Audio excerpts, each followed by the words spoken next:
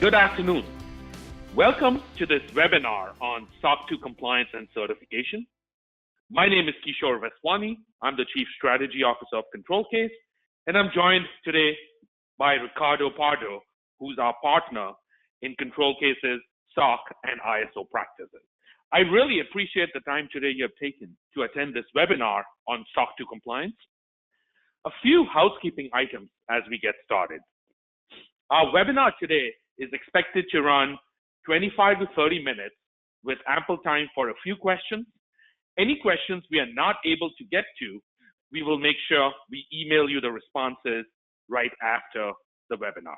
As we go through the webinar today, feel free to put anything in the chat window if you cannot hear me properly, and please do put things in the questions window for any questions that you may have on SOC 2 compliance, certification, or really any compliance topic in general. A copy of these slides, as well as this recording, will be sent to everybody next week. You can also go to our website at www.controlcase.com to sign up for future webinars, as well as hear and view past webinars. The first slide has three references that you might find useful in the context of SOC 2. You can see a compliance checklist, you can see a blog. One of the things I'll talk about towards the end, again, is that we are offering to our customers free 60-minute sessions to work through on a SOC 2 compliance project plan with them as part of our offer to our customers, as well as to companies who are looking to get into the SOC 2 space. And I will talk more on that later. That being said, let's go ahead and get started. Our agenda today is fairly broad.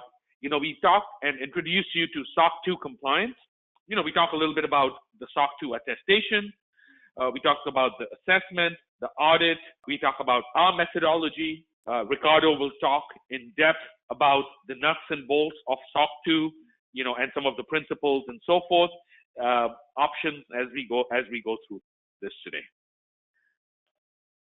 A little bit about ControlCase. We at ControlCase focus on IT compliance and related certifications.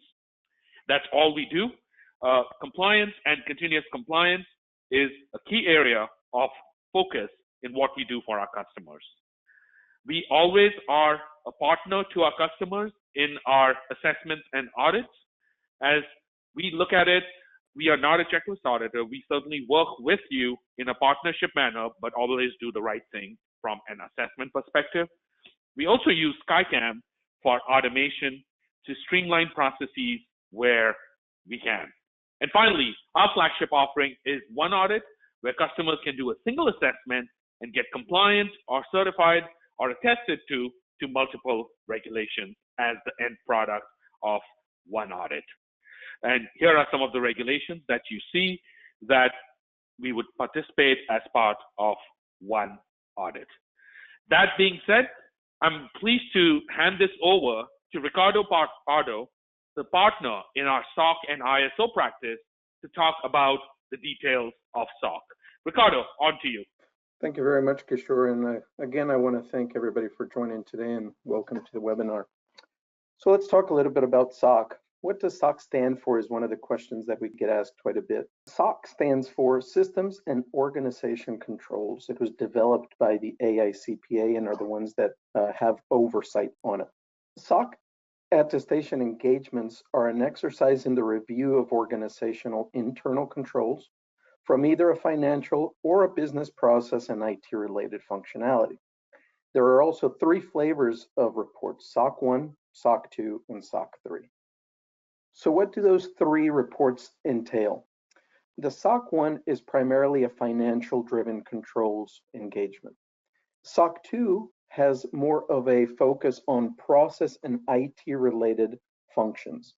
These functions are driven by what's called the trust service criteria, and we'll get into a little bit of detail in a moment on those. Then there is also a SOC 3. Now, when are these reports applicable? There are two types of SOC reports.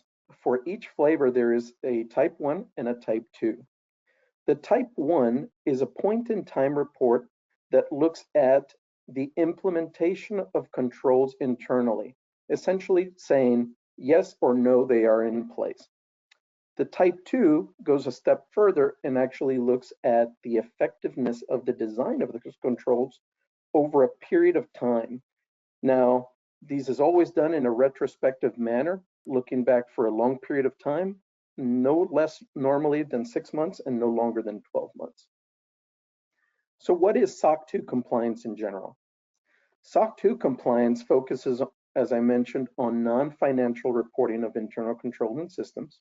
It looks at protecting the confidentiality and privacy of the data being stored, and is really a focus for third-party organizations that you have trusted relationships with, and their respective CPA firms. So who does SOC 2 compliance apply to? In essence, any organization can be SOC 2 compliant. It is really focused on ensuring that there are controls over the required trust service criteria, and it is a way or a methodology to show that those business processes and IT-related type of controls are in place. So let's talk a little bit about the 5 trust service criteria. The 5 criteria are security, availability, confidentiality, processing integrity, and privacy. Let's go a little bit of detail into each one of these. The security aspect of it is normally also referred to as the common criteria. It is included in all SOC engagements. It focuses on protecting and securing the data in the systems housed within your information management system or your environment. Examples of what you might see included in this trust service criteria, or what things you might have to accomplish to be able to correspond to security, are items such as vulnerability testing, penetration testing, access controls, physical security, intrusion detection systems. Let's talk about availability. And availability really talks to accessibility. Many organizations that have service level agreements or SLAs on uptime are looking at assessing against availability. It really is an assurance that the data that is housed within you or the systems that organizations from you are using are going to be readily available when they need them. What items might be included in the availability point? Items such as performance, incident monitoring, disaster recovery and response, replication redundancy. What is confidentiality? Confidentiality, just as it kind of states, is maintaining the data that is housed within the systems confidential. Big proponent of this is encryption of the data that is housed within these. And so these might be some of the items that you might be able to demonstrate your commitment or your controls over confidentiality. Physical access controls, network application firewalls, especially cryptographic solutions. Processing integrity. Processing integrity really talks about how the data is flowing through the system. As data comes into the entry point of the system and goes out in any kind of output, be it a report or being any type of output, how is that data going through the system? Are there checks and balances to make sure that the data is maintaining accuracy, completeness, and timeliness? What is inherent of process integrity? Quality assurance checks, process monitoring systems. And then lastly, there's privacy. Privacy really reviews the onus of responsibility on the privacy requirements for personally identifiable information, so PII. Those items might include such as names, social security numbers, contact information, address, things of that nature. And that is really addressing how individuals' data is processed, is handled. And so things that you might see and how to address privacy is items such as choice and consent, opt-in, opt-out situations, the use, retention, and disposal of data.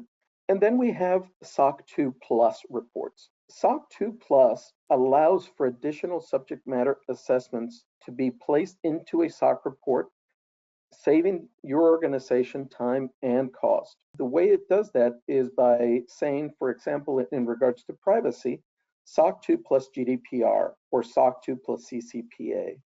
it really creates a synergy of the overlapping controls over these multiple regulations to minimize, again, your time and your cost. So what is a SOC 2 certification? That's a question that we get asked a lot. And what it is not is a certification. SOC is actually an attestation. An attestation is a type of report that really just says, when you read this report, you can guarantee the trustworthiness of the controls demonstrated because they have been reviewed by a trusted source. In this case, a CPA, and all of the personnel that have to do with that engagement as they are governed by the Code of Conduct of the AICPA. Then what is a SOC 2 report? A SOC 2 report, again, as I mentioned previously, is further brought down by Type 1 and Type 2. And so a SOC 2 report, Type 1, outlines the design of controls as being implemented and running. It is a point-in-time report versus a SOC 2 Type 2 report that really goes into the design of the controls and the effectiveness of the design of controls over an extended period of time. So let me hand it back to Kishor, and let's talk a little bit about the processes to get Type 2 attested. Thank you, Ricardo. So thanks everybody for attending. I'll just kind of recap some of the things Ricardo talked about, and then we'll talk about, how do you get SOC 2 Type 2 attested? Ricardo talked about a couple of things when he did a deep dive into SOC 2. He talked about the principles, right? Security, availability, confidentiality, processing integrity, privacy. He talked about the type of reports, Type 1, Type 2. Type 1, point in time, Type 2, period in time, right? So those were a couple of things he talked about. He reiterated that you could have a SOC 2 plus a compliance regulation, GDPR, CCPA, HIPAA, to show that you have had the independent CPA auditor look at other things besides just the SOC 2 and look at it from a regulatory perspective.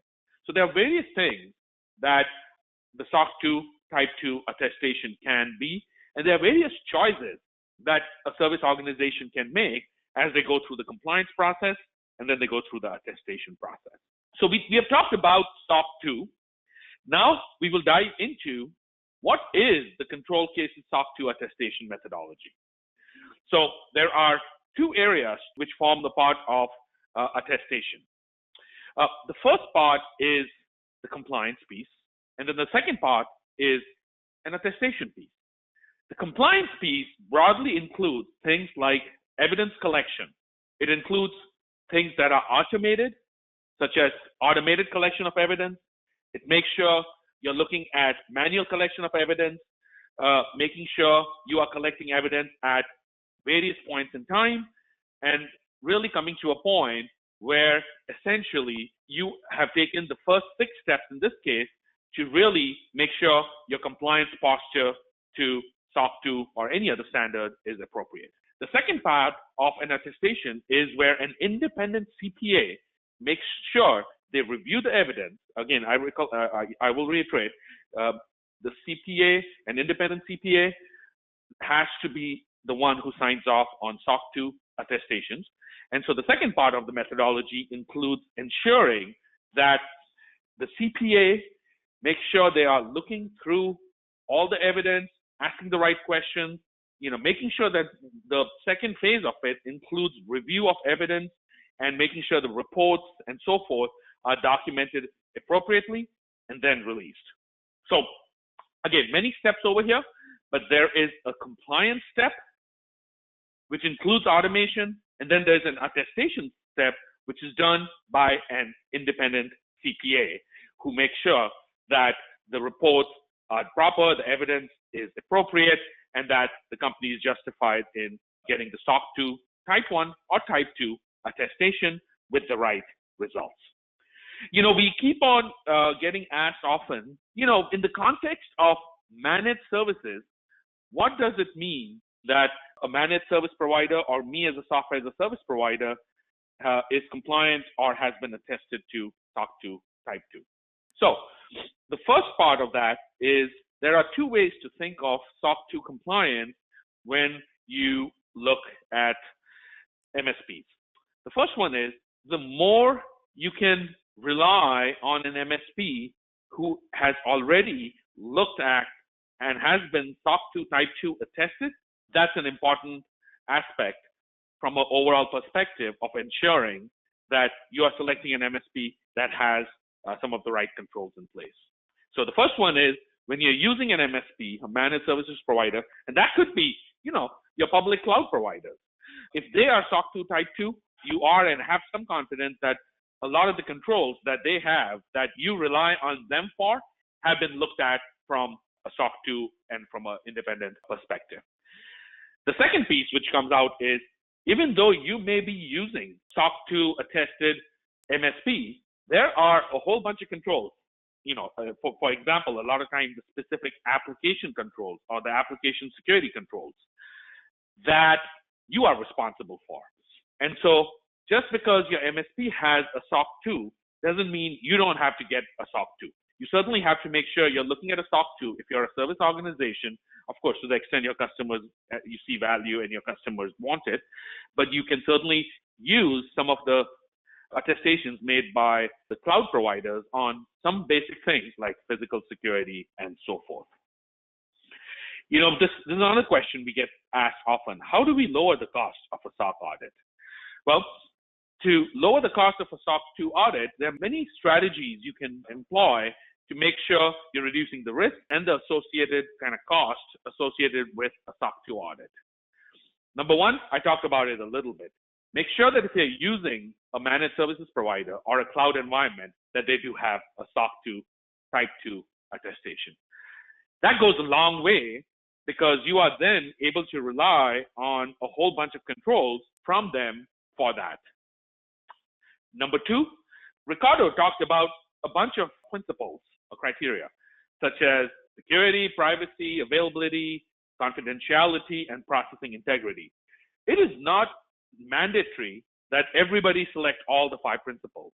In fact, if your business process is not dealing with PII, things like privacy may not be applicable. And so remove that from something you're testing against because it doesn't add that much value, but it does, or any value, but it does reduce the scope and the cost, both internal and to a service organization.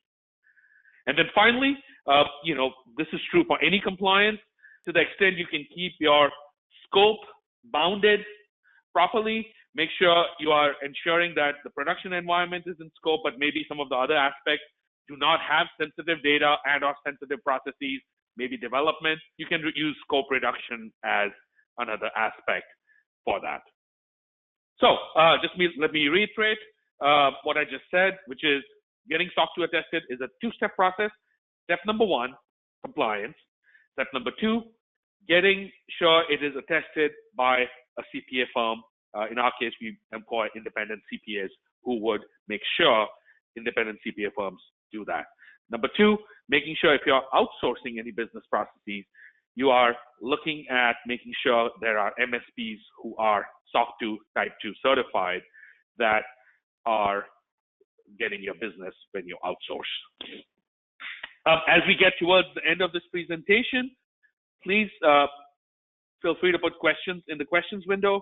We at ControlCase focus on multiple compliance regulations. I mentioned one audit, assess one, certify and comply and attest to many is a popular offering we have. We use automation, as I mentioned earlier. We use automation in collection of evidence. We use automation in discovery of PII. We use automation in monitoring vulnerabilities, logs, log setting, and so forth. So these are important areas where we help customers in automating, which makes things more efficient, but also more accurate. Finally, we do have continuous compliance services, which is ensuring that we are looking at things not in a point in time, but over a period of time and auditing on an ongoing basis. For example, in scope assets, by any chance did they not get scanned? Was the scope right?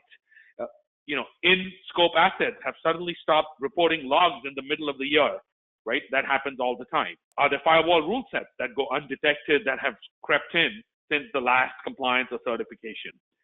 Have there been critical overlooked vulnerabilities due to the volume of assets and vulnerabilities that exist there? So continuous compliance really focuses on ensuring that compliance is an ongoing process and not a point in time process. I talked about, why partner with ControlCase. We do continuous compliance. We use automation wherever possible, and then we follow a partnership approach. And as a testament to our partnership approach, for all our customers, as well as for folks who are looking to get SOC 2 compliant or attested, we are offering a free 1-hour working session. And the end result of that working session would be a detailed project plan that talks at a high level about, the trust criteria that might be applicable, the scope parameterization, things like observation period, policies and procedures, checklists that we'll make available to you, and so forth. So a SOC project plan development at a high level is something that we are offering to folks who would find value from it. Obviously, we would be giving high-level inputs. The project plan would be really the organizations to use and develop in that working session. We have an email address here. Please email Amy in case you would like to schedule your complimentary 60-minute free working session. If you would like to email her now or later, that is also appropriate. That being said, I think we are towards the end of our presentation. We have time for 2 to 3 questions. And then from there onwards, please feel free to reach out to us. There are quite a few questions in the windows. So if we are not able to reach every question, which we are not going to be able to, we're going to email back the responses to you and also offer you time to set up more time for answering that question. Again, just to reiterate, reach out to Amy for scheduling something that can help you develop your project plan for SOC 2. Number 2, here are some of the artifacts that exist out there that would be valuable at a high level to ensure that you're looking at SOC 2 compliance from an overall perspective. With that, I will move to a few questions, and then from there, we will make sure we answer any questions that are left unanswered after this call through email.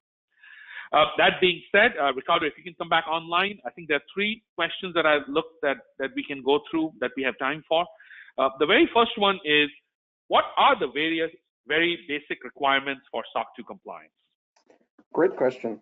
Documentation. Documentation is the key and very most important requirement of SOC 2. It is really about developing documentation, including policies, procedures, risk assessment, analysis, and from there, it's about, are they being followed upon by everyone involved with the system as a whole in the organization? Great, thank you. So documentation is big. Policies, procedures, risk analysis, things like that are important. So thanks for that, Ricardo. The second one is, I've heard the term inclusive and carve out. What does that refer to? Sure.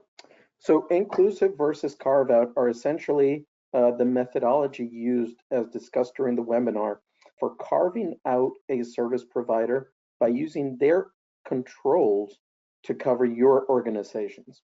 So inclusive just means that when we do an audit of your environment, we actually include that third party or that vendor. And so we may need to do audit work on their side. This is true if they are not SOC attested. Carve out just means essentially the opposite, that given that they have already become SOC attested, we can simply carve them out of the engagement and we use their SOC attestation report to cover the controls from that perspective. Thank you. Great. We have time for one more question, so I'm going to ask that.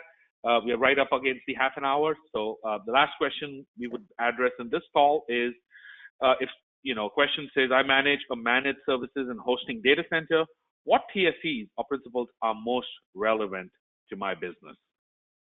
Another great question. We get asked the question on trust service criteria and how do I gauge myself for that. Normally, any data center or hosting provider has SLAs that specifically address security and availability.